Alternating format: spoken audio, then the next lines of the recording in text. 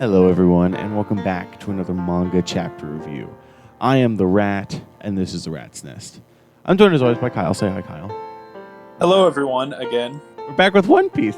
Is this the first time we've done a proper take 2 of a video? I think so. I think it is, because normally we'll just pause it and then come back in. But that was we're just going to restart because it was like at the very beginning.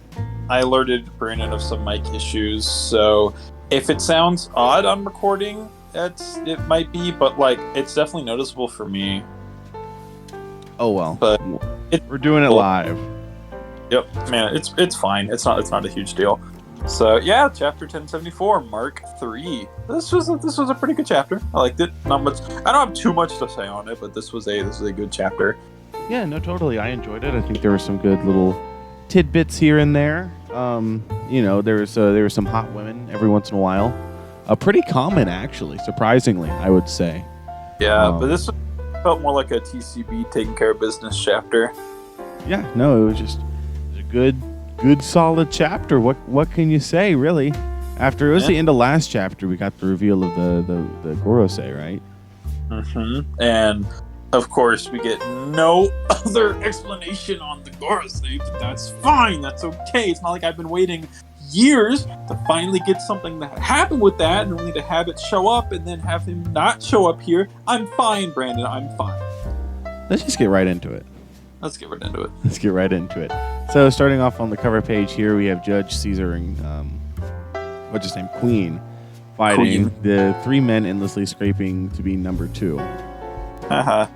And so we start off the chapter on Egghead, of course, and the Fabrio Stratum. You're meant to be with the Marines, right? Where the hell is government weapon getting in our way? You see the Mark III people fighting the agents. Now, I don't think they're CP0 agents. I think they're just agents under CP0. I think the CP Agent 0 agents specifically are like Rob Gucci, Kaku, and Stussy. That's a good wording of it. Like they're normal government agents that like CP0, like they went with CP0. So yeah.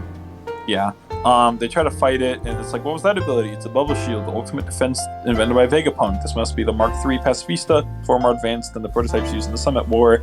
And so it's ordering them like surrender and proceed with me, and it's like do it. Like everyone do what it says if you don't want to die. So these pacifistas just keep getting more insane. Yes, very. Also, good drip. It has really good drip. Honest, I mean, bro is bricked out. He looks like that.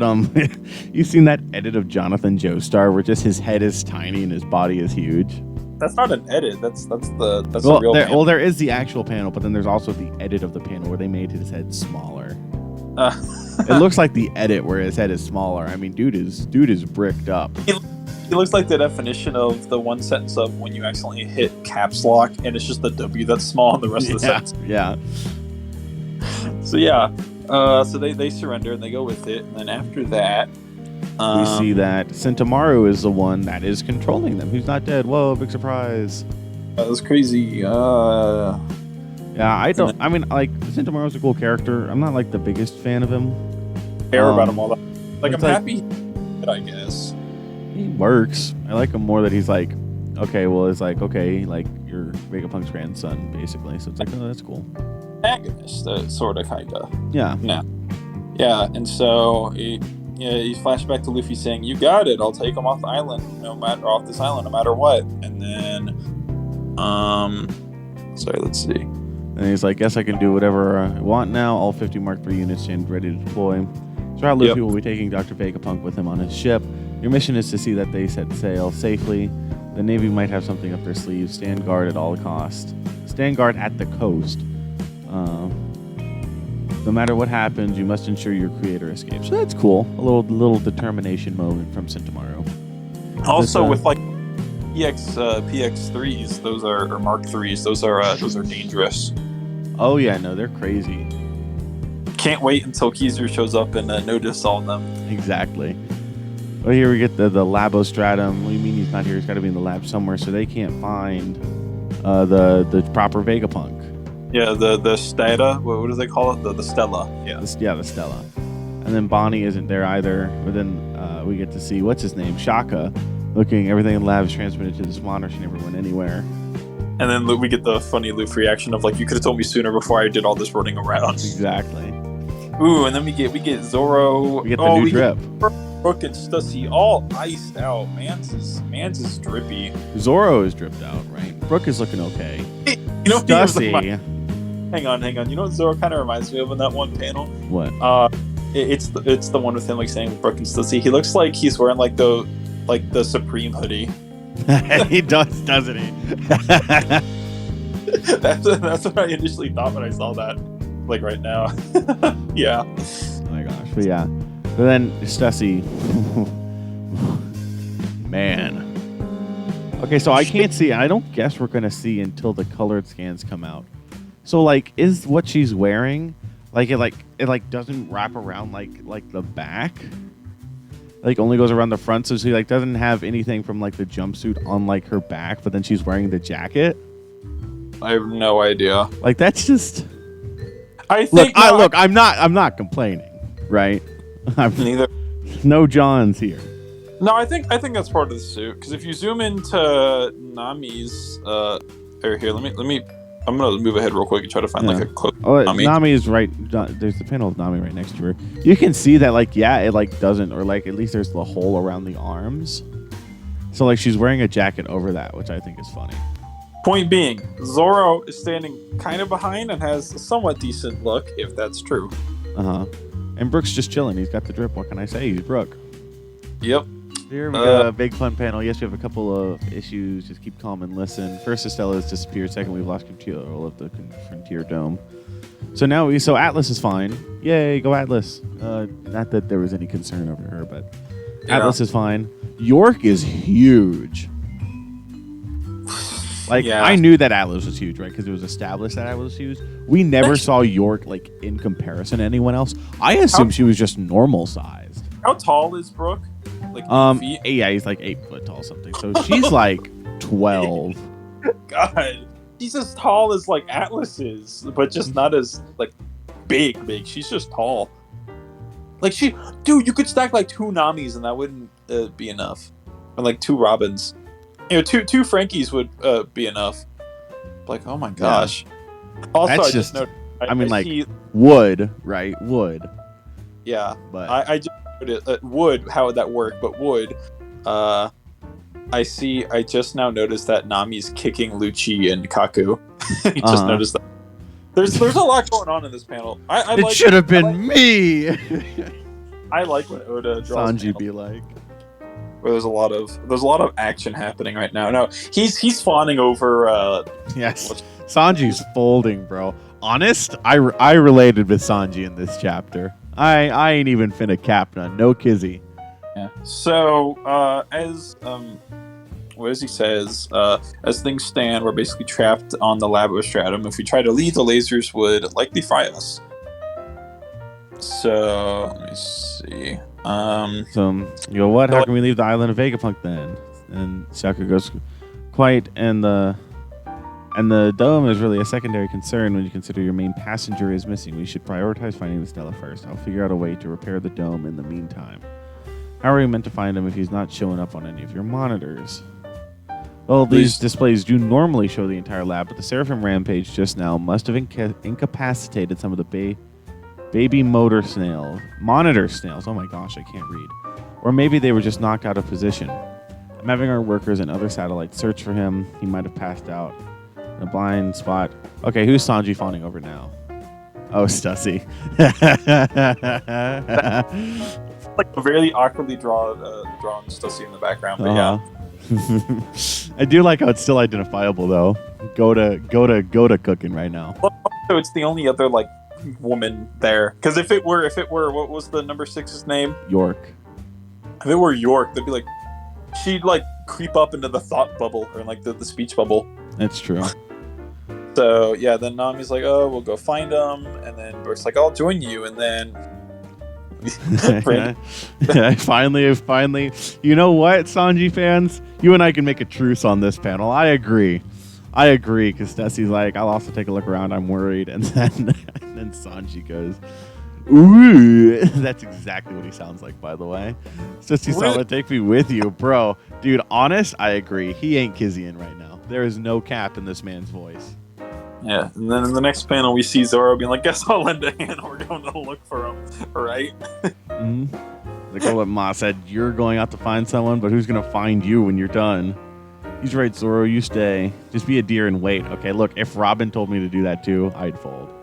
Yeah, see, it's not Zoro. It's not L. You see, it's Zoro taking a W because Robin said to do it, and he did it. Yeah, right. I mean, if Robin called me deer, bro, I'd fold.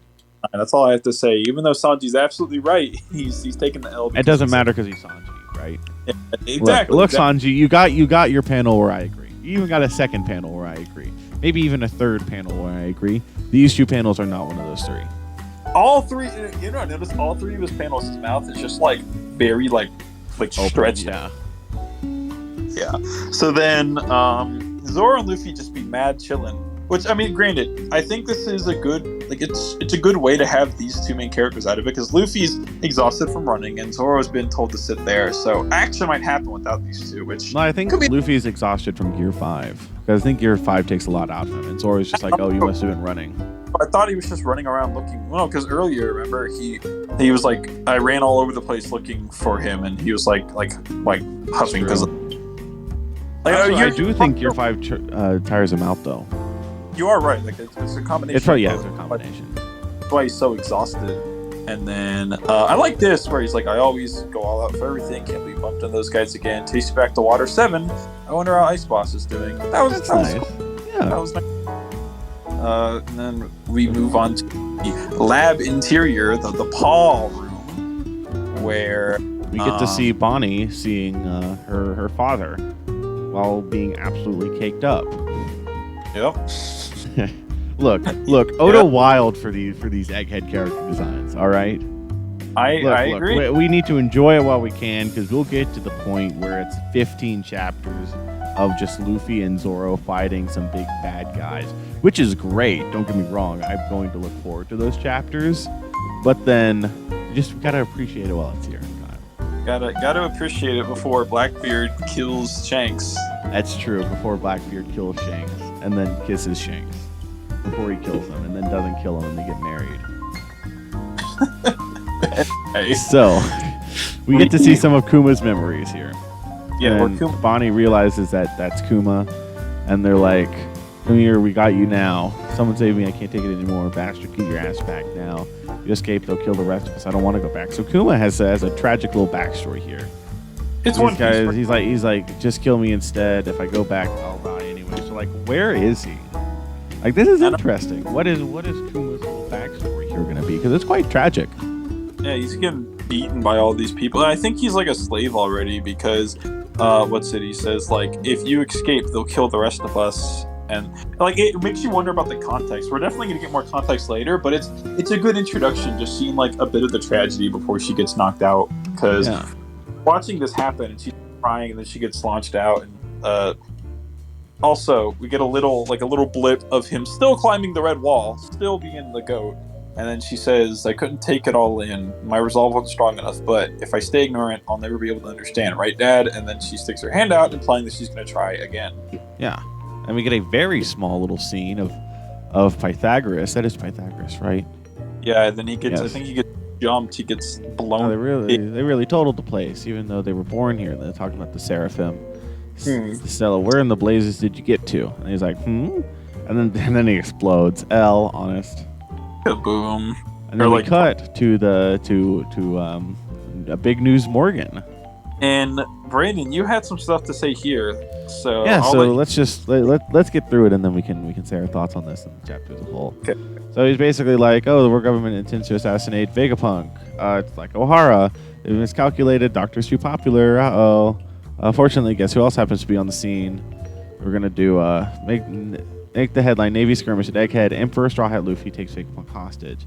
I'm sure the government will appreciate that spin. Go collect their contribution. Yes, and then we get to someone that says that's outrageous. We see it's Vivi. Vivi's back. It's good to have Vivi back.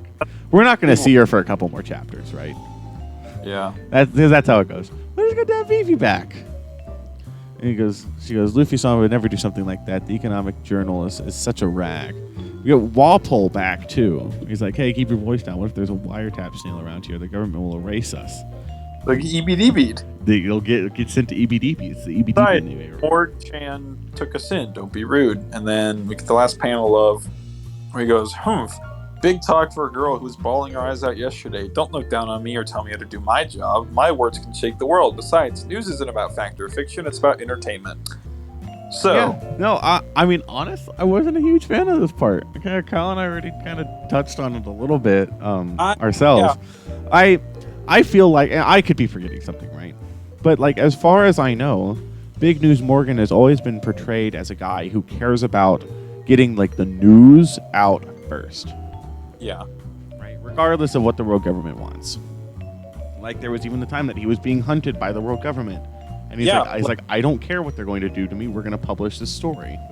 Yeah, like he's like gone rogue, he's gone renegade. He's gonna go like post the news despite what they want. Like he's one of the very few people that will actually go like spread the truth. Yeah. And so for like, let's spin this.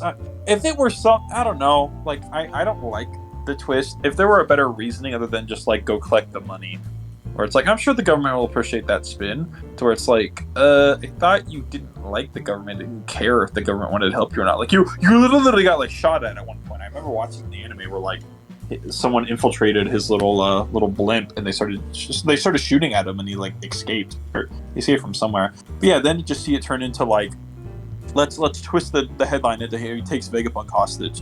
That's just not true. And I thought from what I recall, I agree with you. I thought he was always one of just portraying like the full truth. Yeah, so I don't know. Maybe there's an explanation for it and we just don't have it yet. Yeah, because it is a little bit weird. So I don't know. Maybe he's being controlled or blackmailed or something. I don't know. Yeah. But we just don't know. I think it's out of character though, so it'll be interesting to see if it was just written like this or if there's an in-universe explanation. Maybe it's also.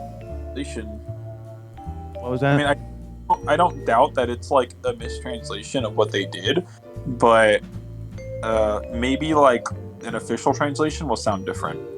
Yeah, that's true. Official translation could be more like official. Make more sense. It'll be the official one, if you will. That's so true. Yeah, I mean, this overall a good chapter. It was an alright chapter, and I mean, I wish I don't think anything terribly crazy went on during it. No, not enough to warrant too much discussion. So yeah, that was chapter 1074. All in all, good chapter. It was really one of those we're moving like point A to point B chapters. It felt like one of those short in between breaks, of like, okay, we just had the action sequence. We have to establish what we're doing next. Let's go do that. Have small things progress. It was a good chapter, all in all. Yeah, totally. So, yeah, well, if you're this far in the video, obviously there's something you like, so make sure to like, subscribe, and leave a comment telling us how good this chapter was and how much of peak fiction it was. And we will see you next Wednesday with Chainsaw Man back. Dude, it's about to be fire, honest. It's about to be fire. And then this Friday, be sure to check out Goobers and Screens, a link in description, because we're going to be starting coverage of JoJo's Part 9. That's Friday, Kyle. Dude, that's Friday. We're 100% doing that on Friday. That's Friday, bro. That's crazy. Just a week away. Just a week away. Can you believe it, guys? JoJo Land's just a week away. Well, yeah, so no, that's gonna be insane, man. That's gonna be, dude. We got peak fiction on Sunday, bro. We got peak fiction on Wednesday, bro. We got peak fiction on Friday. Just the peak week. What can I say? A peak week. A good way of wording. Sir. Well, we will see you all next time. Bye-bye. Bye.